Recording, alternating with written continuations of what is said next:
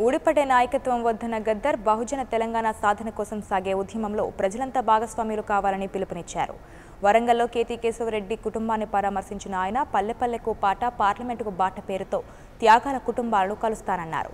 త్యాగాల తెలంగాణ సాధన కోసం ఈ ఏడాది అక్టోబర్ నవంబర్లో భువనగిరిలో భారీ బహిరంగ సభ ఏర్పాటు చేయనున్నట్లు తెలిపారు.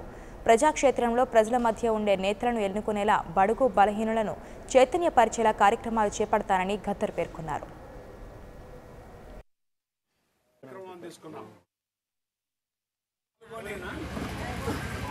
ఎర్రజెండా కింద సాయుధ పోరాటం తల కమాండర్ అయి గ్రామాలలో ప్రజల్ని మేల్కొల్పి అనేక ఉద్యమాలలో పాల్గొని తనకున్న ఆస్తో కొంతో ఇంతో పొడగొట్టుకొని పిల్లల కోసం ఉండి సమాజం కోసము జీవితాంతం పనిచేసిన బేతి నరసింహారెడ్డికి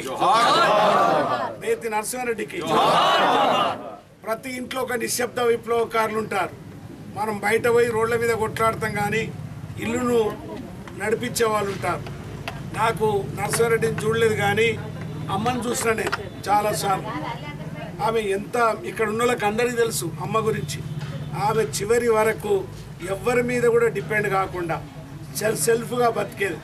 అక్కడికి వస్తే హైదరాబాద్ దగ్గర మా రంగారెడ్డి అన్న దగ్గర నేను అంటుంటే అమ్మ ఉండరాదే ఒక 15 రోజులు 20 రోజులు అంటే ఎక్కడ ఉండేది కాదు.